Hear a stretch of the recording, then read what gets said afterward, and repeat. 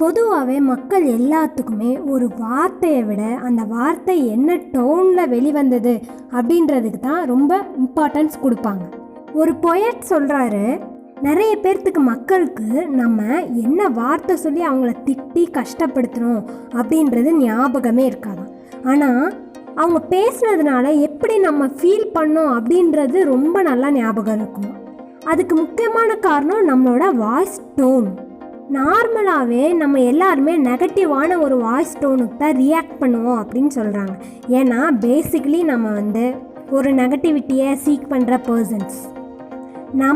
நம்மளோட voice டோனுக்கு importance கொடுக்கணும். ஏன் அப்படின்னா அப்போ தான் நம்ம என்ன நினைக்கிறோம், நம்ம என்ன பண்ணிகிட்ருக்கோம், நம்மளை பற்றி நமக்கு தெரியும்.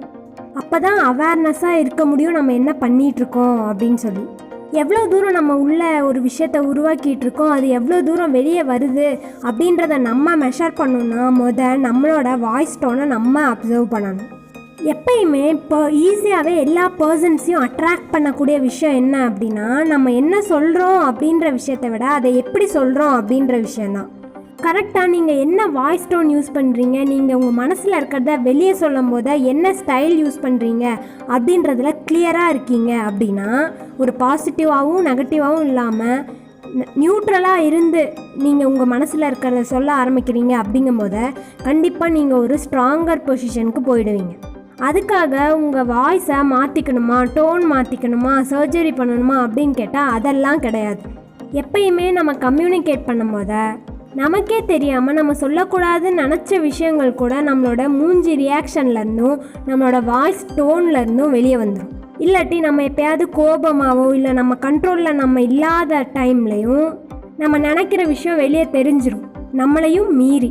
அதனால் என்ன சொல்கிறாங்க அப்படின்னா, உங்களோட டோன், உங்கள் வாய்ஸ் டோன் ரொம்ப முக்கியம், அதை நீங்கள் கவனிக்கணும் அப்படின்னு சொல்கிறாங்க. உண்மையாலுமே நீங்கள் உங்களை வெளிப்படுத்திக்கணுமா அப்படின்றத நீங்கள் தான் யோசித்து டிசைட் பண்ணணும். கோபமாக இருக்கும்போது கண்டிப்பாக உங்கள் வாய்ஸ் டோன் மேலே ரொம்ப கான்சென்ட்ரேட் பண்ண வேண்டியது அவசியம். ஏன்னா நம்ம ஒருத்தங்கள ஹர்ட் பண்ணியிருக்க மாட்டோம் அப்படின்னு நினச்சிருப்போம். ஆனால் அன்எக்ஸ்பெக்டடாக நீ எனக்கு அப்படி சொன்னல, அது எனக்கு ரொம்ப கஷ்டமாக இருந்தது அப்படின்னு நிறைய பேர் சொல்லுவாங்க. அதுக்கு காரணம் நம்மளோட டோன் மேலே நமக்கு இருக்க அவேர்னஸ் தான்.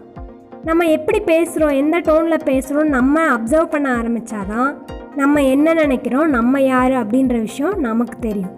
நமக்கு எது பிடிச்சிருக்கு எது பிடிக்கல அப்படின்னு சொல்லி நமக்கே தெரியாதப்ப மற்றவங்களுக்காக அது வழியக்க எடுத்து கொடுக்கறது அப்படின்றது நம்மளோட வீக்னஸாக மாறிடும். ஏன்னா நம்மளை பற்றி நமக்கு தெரியாத நிறைய விஷயங்கள் மற்றவங்களுக்கு தெரிஞ்சிருக்கும். ஸோ இந்த மாதிரி சிச்சுவேஷன்ஸை அவாய்ட் பண்ணணும் அப்படின்னா ஃபர்ஸ்ட் உங்கள் டோன் மேலே நீங்கள் கான்சென்ட்ரேட் பண்ணணும், முக்கியமாக நீங்கள் கோபமாக இருக்கும்போது. ஸோ கண்டிப்பாக இந்த வீடியோ உங்களுக்கு யூஸ்ஃபுல்லாக இருந்திருக்கும்னு நினைக்கிறேன். மறுபடியும் வேறு வீடியோவில் பார்ப்போம். தேங்க்ஸ் ஃபார் வாட்சிங் and don't forget to subscribe.